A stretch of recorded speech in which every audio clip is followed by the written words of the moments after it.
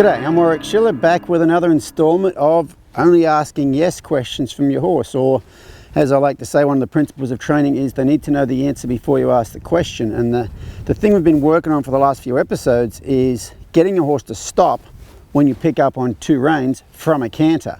And so in the previous episodes we've covered the lateral flexion, we've covered the bend to a stop, we've covered the back up, we've covered the stop from a walk, stop from a trot. And so today I'm going to work on the stop from the canter, and it's exactly the same thing as I did with the walk and the trot. I'm going to canter towards the fence, and 3 seconds out I'm going to close my fingers. Now with Bundy I'm not, because he will just stop there, but so I'll kind of show you how it would go. Giddy up, Bundy. So I'd canter towards the fence and ride about here, 1 Mississippi, 2 Mississippi, 3. I would have picked up back there. He'd come to a stop, and so I'd have a little bit of feel in these reins, and then he'll just back up softly like that. But the big thing about this is I'm trying to keep the brace out of it. I'm trying to keep the argument out of it. I'm trying to keep the no out of it. Okay, you just start pulling on their heads, you get into a wrestle, and they lose a lot of confidence in you. Okay. Something I didn't mention in the earlier ones, if I'm only doing this when my horse is completely relaxed at any of these gaits, whether it's the standstill, the walk, the trot, or the canter. If my horse is up tight, I am not going to pull on two reins. If my horse is up tight, I'm going to bend him to a stop, which untracks those hind legs, gets him to come to a stop that is relaxed. Okay, I talked about that in the first one. They've got to come to a relaxed place when you stop. It can't be just a stop, which is why I don't like that one rein stop, because it's just making the horse stop. Okay, and so, okay, Bundy, let's cruise back over here again. Okay, so after a while you get to where you canter towards the fence, and 3 seconds out you close your fingers and we don't need the fence anymore.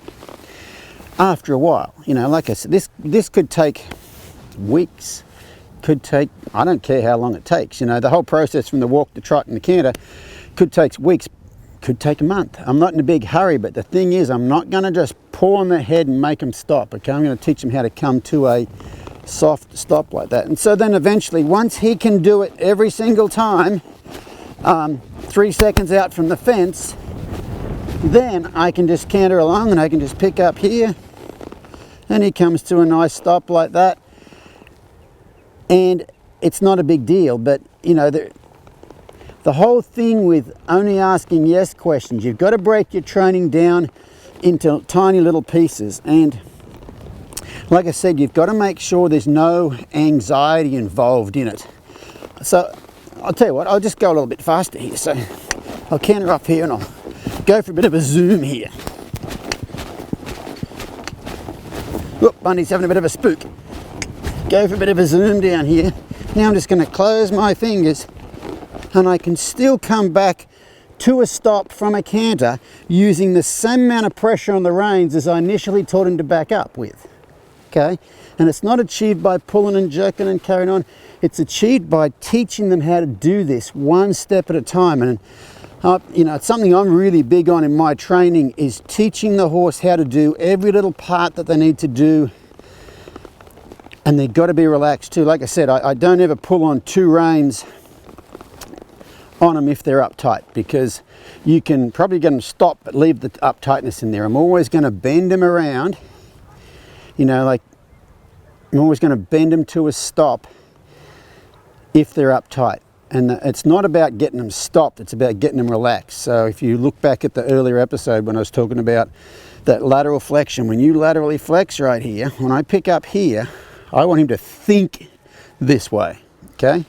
I don't want him to just stop and put his head over here and be thinking over there. I want him to be present, because if you've done any meditating or mindfulness stuff, you know, having your mind and your body in the same place at the same time is when you are relaxed. And that's really what we're trying to get him to do.